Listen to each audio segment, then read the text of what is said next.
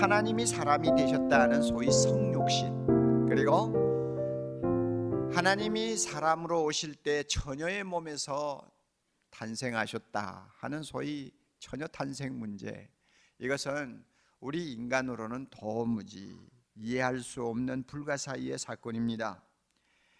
이해할 수 없는 정도가 아닙니다. 상상을 할 수 없는 이야기입니다. 그러므로 이런 놀라운 사건들은 우리의 모든 이성을 초월한 초월적인 신비에 해당합니다. 많은 사람이 이런 이유로 믿지를 않습니다. 그렇지만 여러분, 우리는 성경 말씀을 통해 분명히 확인합니다. 처녀가 성령으로 잉태했다고요. 천지 만물을 창조하시고 생명을 창조하신 하나님께서 처녀의 태로를 이용하여 이 세상에 사람으로 오신다는 것이 무엇이 그렇게 힘들겠어요? 하나님에게는 전혀 어려운 일이 아닌데 사람들이 그것을 받아들이지 못하는 것입니다. 아무튼 하나님이 사람이 되셨습니다. 이 사실을 오늘 우리가 읽은 빌립보서 2장에는 신학적으로 심오한 표현을 빌려서 말씀하고 있습니다. 여러분 보세요. 6절입니다. 그가 누굽니까? 사람이 되어 세상에 오신 예수 그리스도입니다. 그는 근본 하나님의 본체시라고 했습니다. 하나님의 본체요, 이 말은 하나님과 동등되는 존재라는 말입니다. 다시 말하면 하나님 자신이라는 말입니다. 하나님의 본체입니다. 하나님 자신입니다. 그러면 하나님 자신이라고 말할 때에 그는 우리 사람과 어떻게 다릅니까? 구약 성경을 보면 하나님께서는 자기 이름을 여호와라고 그랬어요. 그 여호와의 뜻은 스스로 있는 자입니다. 자존하는 사람이라는 말, 자존하는 존재라는 말입니다. 스스로 있는 자. 그래서 이 스스로 있는 자가 하나님인데 이 말에는 세 가지 의미가 들어있어요. 스스로 존재하는 자, 그리고 스스로 만족하는 자, 그리고 영존하시는 자라는 의미가 다 포함되어 있습니다. 하나님은 존재 원인을 갖지 않습니다. 어떤 원인 때문에 자기가 존재하는 분이 아니세요. 그는 스스로 존재합니다. 사람은 어떤 원인이 있기 때문에 존재합니다. 그러므로 하나님과 인간은 이것은 도무지 맞닿을 수 없는 극과 극입니다. 하나님은 자족하시는 분입니다. 스스로 만족하는 분이에요. 그러므로 심지어 우리가 드리는 이 예배도 하나님이 필요해서 드리라고 하는 것 아닙니다. 하나님은 우리 예배를 받지 않으셔도 만족하시는 분입니다. 우리 자신을 위해서 하나님께 예배 드리라고 명령하신 것입니다. 스스로 자족하시는 분이요. 그러나 인간은 무엇입니까? 인간은 너무나 많은 것을 필요로 하는 존재입니다. 인간이요. 스스로 있는 자이신 하나님은 영존하신 분입니다. 시작도 없습니다. 끝도 없습니다. 그러므로 그를 일컬어서 알파와 오메가라고 합니다. 영원히 계십니다. 그렇지만 인간은 누굽니까? 아침에 피었다가 저녁에 지는 들꽃처럼 잠깐 태어났다가 한 생을 살고 마치는 존재입니다. 그런데 보세요. 이렇게 스스로 있는 자로서 자존하시며 자족하시며 영존하시는 그 하나님이 사람이 되셨다는 것입니다. 여러분, 이 사실을 놓고 우리는 마음에 어떤 감동을 느끼지 아니할 수가 없습니다. 스스로 사람이 되시기 위하여 주전 4년경 어느 날을 선택해서 그는 세상에 오셨고 처녀의 몸을 빌려 탄생하셨습니다. 완전한 하나님이시면서 완전한 사람으로 세상에 오셨습니다. 신성으로는 하나님과 동체요, 인성으로는 사람과 동체인 존재로 오셨습니다. 그렇다고 사람이 되시면서 신성이 없어진 것이 아닙니다. 하나님이시면서 동시에 사람으로 오셨습니다. 이분이 예수 그리스도입니다. 우리를 더 놀라게 하는 사실이 있습니다. 사람으로 오시되 종의 모습으로 오셨다고 하는 것입니다. 여러분 성경 다시 보세요. 7절입니다. 오히려 자기를 비어 다 같이요, 종의 형체를 가져 사람들과 같이 되었습니다. 자기를 비워, 그러니까 자기에게 있는 영광을 다 포기하고 하는 말이요, 포기하고 종의 모습을 입고 세상의 사람으로 오셨다는 것입니다. 그러니 사람으로 오셨다는 것만 해도 우리를 감동시킬 만한 놀라운 일인데, 사람으로 오시되 천대받기 쉬운 종의 모습으로, 사람들의 관심을 끌 수 없는 종의 모습으로 오셨다는 것입니다. 이분이 바로 예수 그리스도입니다. 우리가 성경을 보면 종의 모습으로 예수님이 이 세상에 오셨다는 것은 부인할 수 없는 역사적인 사건입니다. 마태복음을 읽어보십시오. 누가복음을 읽어보십시오. 예수 그리스도는 종으로 이 세상에 오셨습니다. 종으로 오셨기에 그는 악취가 진동하고 양노르의 배설물이 여기저기 흩어져 있는 마구간 구석에 놓여 있는 차갑고 단단한 말구유를 그는 만족스럽게 생각하시고 자기 몸을 누이셨습니다. 종이기 때문에 그런 것도 만족스럽게 받으신 것입니다. 종의 모습으로 오셨기에 그를 영접하는 사람은 아무도 없었습니다. 목자들이 오기는 했습니다만 그들 자신들도 스스로 온 것이 아닙니다. 하나님이 천사들을 보내서 그들로 하여금 말구유를 찾게 만들어서 온 사람들이에요. 얼마 후에 박사들도 찾아왔습니다만 그들 스스로가 걸어온 사람들 아니에요. 하나님이 별을 통해서 예수 그리스도가 세상에 태어나셨다는 것을 가르쳐 주셨기에 찾아온 사람들입니다. 그런 소수, 억지로 찾아온 소수의 사람들 제외하고는 아무도 예수님이 탄생하심을 기뻐한 사람도 없습니다. 세례 요한이 6개월 전에 태어났을 때는 온 동네 사람들이 기뻐했고 그의 소식을 듣는 사람들이 다 뭔가 기대를 하고 축가를 했습니다마는, 하나님이 사람이 되어 종으로 오셨을 때는 한 사람도 영접하는 자도 없었고 기뻐하는 자도 없었고 캐롤을 부르는 사람도 없었습니다. 종으로 오셨기 때문입니다. 그러므로 스스로 존재하시는 하나님이 사람이 되시고 사람이 되시되 종의 모습으로 오셨다는 이 사실을 여러분 이해하려고 들지 마세요. 머리로 받으려고 들지 마세요. 설득당할 수 있는 설명을 요구하지 마세요. 믿음으로 받으세요. 믿음으로 받으면 그것이 내 마음에 촉촉히 젖어드는 은혜가 됩니다. 은혜로 받으세요. 믿음으로 받으세요.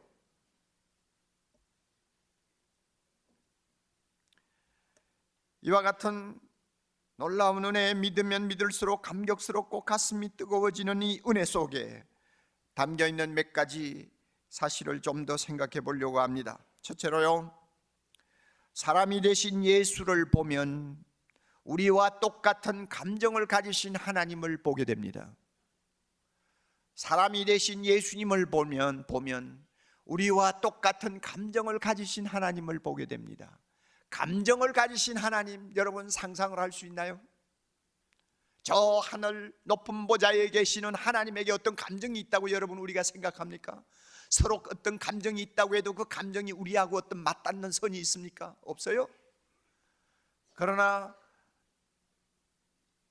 베들레헴에 탄생하신 하나님 예수 그리스도는 우리와 똑같은 감정을 가지고 찾아오신 하나님입니다. 프린스턴 신학교에서 그리고 웨스트민스터 신학교에서 교수로 계시던 유명한 신학자 비비 와필드가 이 사실을 아주 강조했어요. 사람이 되신 예수님에게 우리가 찾을 수 있는 독특성 하나는 감정이다 그랬어요. 감정. 보세요 여러분, 사람이 되어 세상에 오신 예수님, 자기를 따르고 추종하는 수많은 군중들을 보실 때 그는 연민의 정을 이기지 못했어요. 불쌍히 여겼습니다. 목자 이런 양같이 방황하는 그들의 모습을 볼 때 그 가슴이 안타깝고 불쌍해서 견디지를 못했습니다. 예수님은 감정을 가지신 하나님이요,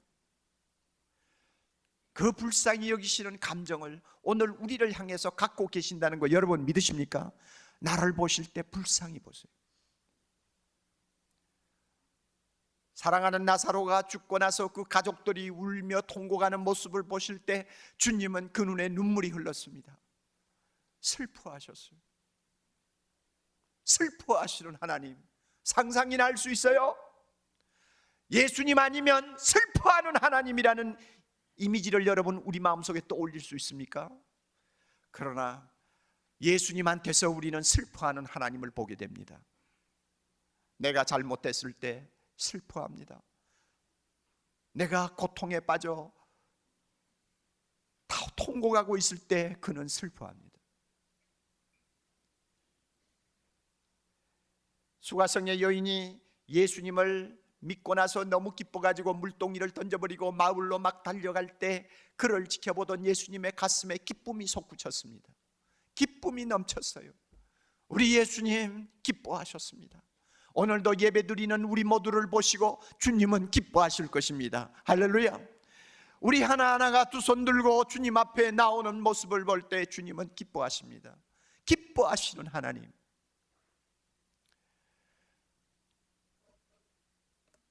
양심이 마비되어 숱한 죄를 범하면서도 자기가 스스로 의롭다고 궤변을 늘여놓는 바리새인들을 보실 때 주님은 분노하셨습니다. 분노하시는 하나님. 여러분, 이와 같이 예수님께서는 희노애락의 감정을 가지신 하나님이었습니다. 여러분, 감정이 통한다는 것은 우리가 그만큼 가까워질 수 있다는 이야기를 말합니다. 저 사람 감정하고 내 감정하고 통하는 데가 있어. 그러면 벌써 뭔가 밑바닥이 서로 상통한다는 말이요, 서로 가까워지고 있다는 이야기입니다.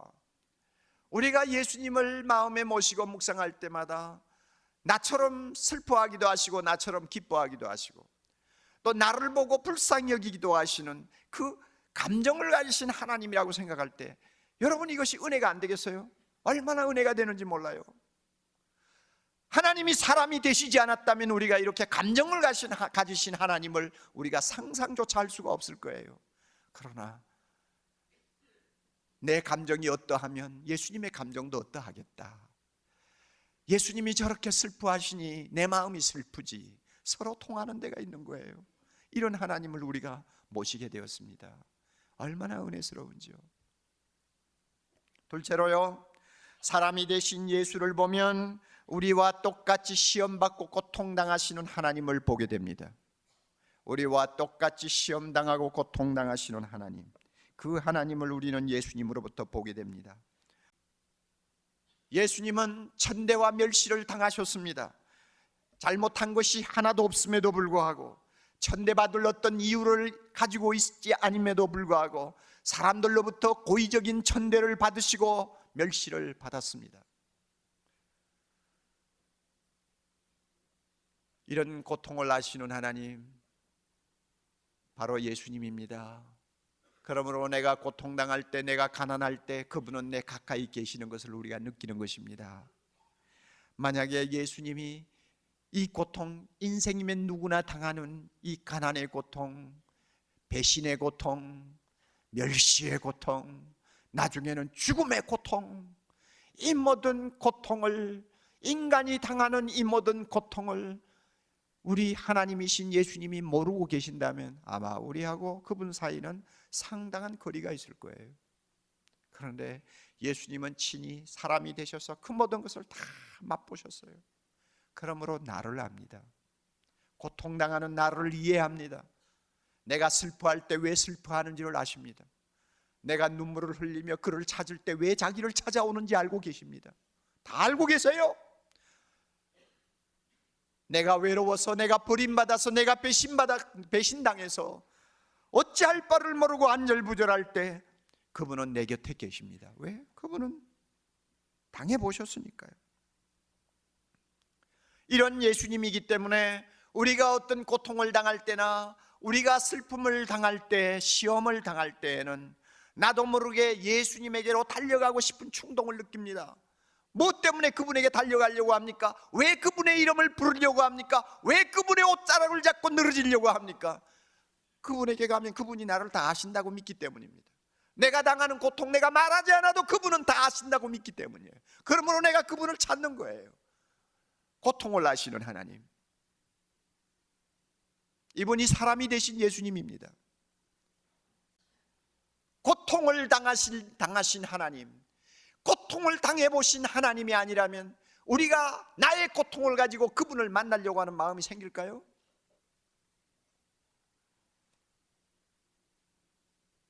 우리 마음에 와닿는 찬송가가 하나 있어요. 기쁨으로 찬양입니다마는 그 가사가 마음에 들어요.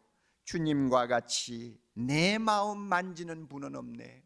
내 마음 만지는 분은 없네. 주님과 같이 내 마음 만지는 분은 없네. 내 마음 만지는 분, 여러분, 마음을 만진다는 게 뭐예요? 나의 고통하는 마음을 아시고 이해하시고 받아주신다는 말이에요. 예수님만이 내 마음을 만질 수 있어요. 그분이 당해보셨기 때문에요. 고통받는 자녀 품으시니 주밖에 없네. 고통받는 자녀 품으시는 주밖에 없네. 고통당하는 모든 사람을 받으십니다. 품으십니다. 왜? 그가 바로 고통당하신, 시험받으신 하나님이시기 때문입니다. 할렐루야. 셋째로, 사람이 되신 예수를 보면 우리의 인간됨의 소중함을 일깨워주는 하나님을 보게 됩니다. 우리의 인간됨의 소중함을 깨우쳐주는 하나님을 보게 됩니다. 중세기에 위대한 신학자가 하나 있었습니다. 안셀름이라고 하는 신학자입니다. 이 신학자가 지적을 했어요. 하나님이 사람이 되신 것은 하나님이 인간이 얼마나 가치 있는 존재인가를 입증해 주기 위해서다, 이런 말을 했어요. 왜 하필이면 사람이 되시나? 짐승이 될 수도 있는데 왜 하나님이 사람이 되셨나? 천사가 될 수도 있는데 왜 하나님이 꼭 사람이 되셨느냐? 그 이유는 인간이 그만큼 하나님 앞에 소중하고 존귀하다는 것을 스스로 입증해 보여주셨다는 것입니다. 저는 이와 같은 견해에 공감을 합니다. 우리가 하나님의 손에서 만들어질 때는 나름대로 참 괜찮은 존재였죠. 하나님의 형상을 우리가 가지고 있었기 때문에 사람이면서 하나님 같고 하나님 같으면서 사람 같았죠. 그러나 우리가 죄를 범하고 타락하자마자 이 그 좋은 하나님의 형상이 형편없이 쇠잔해 버렸어요. 그래서 우리는 하나님을 닮았다기보다는 마귀를 닮은 사람처럼, 우리는 어떤 면은 동물을 닮은, 짐승을 닮은 존재처럼 그냥 타락해 버리고 말았습니다. 그러나 하나님이 사람이 되셨다는 이 사실 때문에 우리는 우리 마음속에 있는 회의를 몰아냅니다. 우리에게 있는 비관론을 씻어내버립니다. 그리고 사람을 보는 눈이 달라집니다. 다른 눈을 가지고 우리 인간 하나하나를 보게 됩니다. 하나님이 사람이 되셨다. 얼마나 사람이 존중한 존재이기에 하나님이 사람이 되셨을까? 바로 이것을 우리가 생각하게 되는 것입니다. 하나님의 눈에는 짐승과 별 다를 것이 없어 보이는 인간을 예수님처럼 고귀한 존재로 보시는 것입니다. 하나님은 비록 악하고 더럽고 천하다 할지라도 예수님처럼 특별한 존재로 보시는 것입니다. 왜? 예수님이 사람이 되셨기 때문입니다. 그래서 인간됨의 중요성, 인간됨의 가치를 우리가 다시 한번 발견하게 되는 것입니다. 예수님을 통해서요. 네 번째로, 사람이 되신 예수를 보면 허물과 죄로 죽은 우리를 살리시는 하나님을 보게 됩니다. 우리 모두는 허물과 죄로 죽었습니다. 우리는 허물과 죄로 영원히 죽었습니다. 그러므로 우리에게는 소망이 없었습니다.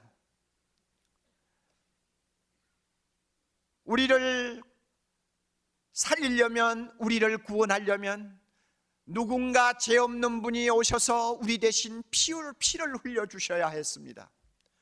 피 흘림이 없이는 죄 사함이 없느니라 하나님이 만들어 놓으신 영원한 영적 원리입니다. 피 흘림이 없이는 죄 사함이 없느니라. 그 피도 의인의 피라야 합니다. 누가 우리를 대신하여 피를 흘려줄 의인이 있습니까?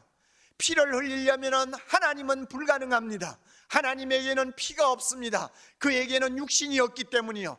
그러므로 의인으로서 피를 흘려주려면 몸을 가진 하나님이어야 합니다. 누가 몸을 가진 하나님이십니까? 어디에 가서 그런 분을 찾을 수 있습니까? 서로 찾았다고 할지라도 우리가 가서 얼마만큼 손을 비비어야 그 사람이 나를 대신해서 죽어줄 수 있을까요? 불가능한 이야기요. 우리로서는 해결받을 수 없는 난제예요. 난제요. 그런데 놀랍게도 우리 예수님이 스스로 자원해서 내가 가마, 내가 사람이 되마, 내가 피를 흘리마, 내가 죽어주마, 내가 너희를 살려주마 하시고는 이 세상으로 오신 것입니다. 할렐루야.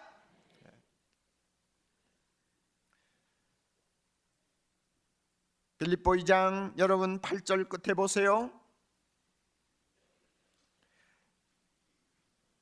사람의 모양으로 나타나셨음에, 사람의 모양으로 나타나셨어요. 왜 나타나셨어요? 다 같이 그 다음에 자기를 낮추시고 죽기까지 복종하셨으니 곧 십자가에 죽으심이라. 우리를 위하여 스스로 피 흘리기 위해 사람이 되셨고, 피 흘리는 의인이 되시기 위해서 하나님이시면서 사람이 되셨습니다. 이분이 예수 그리스도입니다. 죽기까지 복종하시고 우리를 허물과 죄에서 건지시기 위하여 사람이 되셨습니다. 그러므로 성탄절, 다시 말하면 성 베들레헴의 요람이 우리에게 그토록 중요한 이유가 무엇인지 압니까? 베들레헴의 예수 탄생은 하나님의 아들을 갈보리의 십자가로 이끌어가는 길목에 놓여 있기 때문입니다. 베들레헴은 십자가로 가는 길목에 놓여 있습니다. 베들레헴의 말구유는 십자가로 통하는 길목에 있습니다. 그러므로 베들레헴의 말구유 예수님의 탄생을 볼 때마다 우리는 그 배경에 십자가가 있는 것을 압니다. 십자가를 둔 베들레헴의 탄생이 진정한 복음이요 은혜지, 십자가를 모르는 크리스마스는 복음도 아니요 은혜도 아닙니다. 왜? 예수님은 죄와 허물로 죽은 우리를 살리기 위하여, 우리 대신 피 흘리고 죽기 위하여 사람이 되셨기 때문입니다. 사랑하는 형제자매 여러분, 예수님을 볼 때마다 우리는 우리와 똑같은 감정을 가지신 하나님을 봅니다.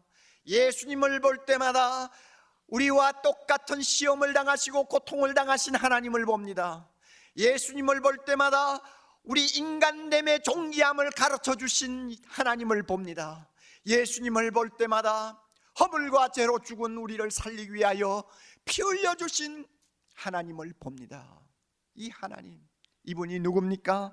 예수 그리스도입니다. 이분이 누굽니까? 예수 그리스도입니다. 그러므로 이분을 내 마음에 모시고 생각할 때마다 그 예수님은 나에게 은혜 그 자체가 되는 것입니다.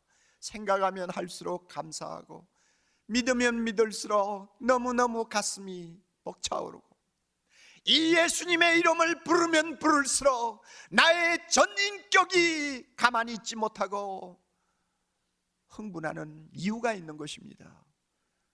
사람이 되신 예수님, 얼마나 은혜스러운지요. 하나님의 놀라운 은혜가 여러분에게 있기를 바랍니다.